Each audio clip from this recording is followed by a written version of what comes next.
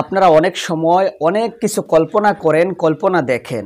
অনেকে এরকমভাবে জাগ্রত অবস্থায় অনেক বিষয়গুলো কল্পনার মধ্যে আনেন ধনাত্ম হওয়ার জন্য বা মনের আশা কবুল হওয়ার জন্য। বা আপনারা অনেক সময় ঘুমের মধ্যে আপনারা স্বপ্ন জগতে দেখেন যে আপনি এইটা করতেছেন, সেইটা করতেছেন, বড় বাড়ি তৈরি করতেছেন, বা আপনার অনেক সচ্ছলতা আসতেছে। হ্যাঁ, এরকম বিভিন্ন কল্পনার বিষয়গুলো আপনার মনের মধ্যে আসে।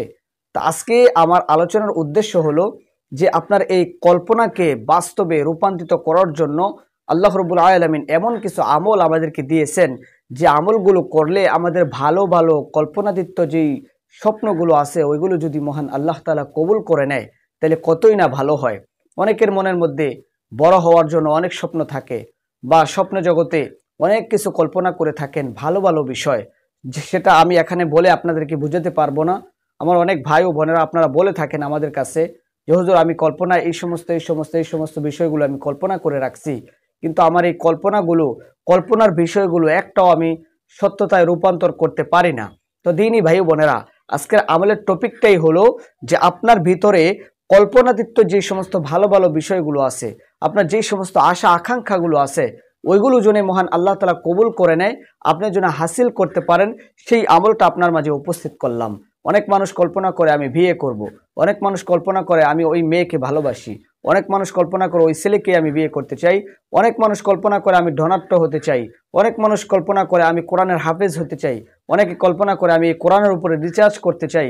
তো যে সমস্ত কল্পনা করেন না কেন, আজকের এই আমলটা করার মাধ্যমে, যেহেতু গুরুত্বপূর্ণ এবং ফজিলতপূর্ণ এই আমলখানা তদবিরখানা আপনি যদি করেন, কবুল করার মালিক আল্লাহ তাআলা। তো দিনই ভাই ও বোনেরা, আশা করি যারা এই ভিডিওটি দেখতেছেন সম্পূর্ণ মনোযোগ সহকারে শুনবেন। অবশ্যই আপনাকে দুরূদ শরীফের আমলটা অনেক বেশি পরিমাণে পাঠ করতে হবে। 5 ওয়াক্ত নামাজের পাবন্দির পাশাপাশি আপনাকে এই আমলটা করতে হবে আপনার জুমার দিন আসরের নামাজের পরে। জুমার দিন আসরের নামাজের পরে কয়েকবার দুরূদ শরীফ পাঠ করবেন, জায়নামাজ বিছিয়ে নেবেন। ওই জায়নামাজের মধ্যে বসা অবস্থায় আপনি একটা তাসবিহ নেবেন। এই তাসবিহর মধ্যে আয়াতুল কুরসি নামক একটি আয়াত আছে, 3 নাম্বার পারা, প্রথম পৃষ্ঠায় সূরাতুল বাকারার এই আয়াতখানা। হ্যাঁ, আপনি এই আয়াতুল কুরসিটা কতবার পাঠ করবেন? 313 বার পাঠ করতে হবে আপনাকে। কয়বার বললাম? 313 বার এই আয়াতুল কুরসি আপনি পাঠ করবেন। তারপরে আবার কয়েকবার দুরূদ শরীফ পাঠ করেন। দুরূদ শরীফ পাঠ করে মোনাজাত করে দেন। যদি এটা আপনি করতে পারেন, 1 সপ্তাহ থেকে নিয়ে পরবর্তী সপ্তাহের ভিতরে আল্লাহ যদি চান, আল্লাহ যদি দয়া করে, আপনার মনের আশা আকাঙ্ক্ষা কল্পনাতীত যে সমস্ত বিষয়গুলো আছে আপনার কল্পনার মধ্যে ভাসে, ঘুমের মধ্যে সজাগ অবস্থায় বা আশা আকাঙ্ক্ষার মধ্যে, এই সমস্ত বিষয়গুলো হাসিল করা আপনার জন্য সহজ হয়ে যাবে, সম্ভব হয়ে যাবে আল্লাহ রাব্বুল আলামিন যদি দয়া করে কবুল করে আল্লাহর রহমতের মাধ্যমে। তো দিনী ভাই বোনেরা, আপনাদেরকে আশা করি বুঝাইতে পারছি।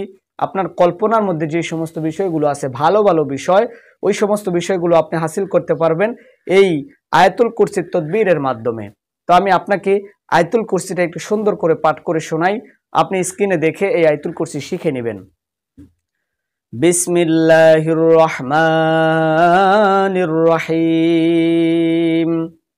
আল্লাহু লা ইলাহা ইল্লা হুয়াল হাইয়ুল কাইয়্যুম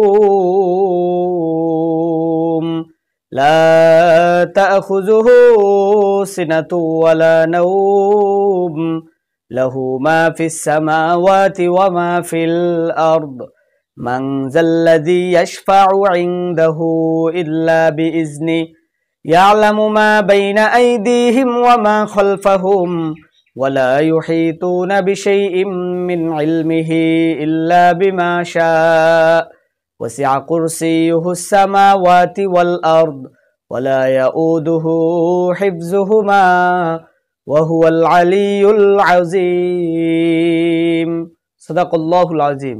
এই তো হলো একবার। এভাবে আপনি পড়তে পড়তে 313 বার পাঠ করেন, 1 সপ্তাহের ভিতরে আপনার কল্পনার আশা আকাঙ্ক্ষার বিষয়গুলো আল্লাহ রাব্বুল আলামিন কবুল করবেন। আল্লাহ আমাদের সকলকে সহিভাবে আমলগুলো করার তৌফিক দান করেন। আমিন।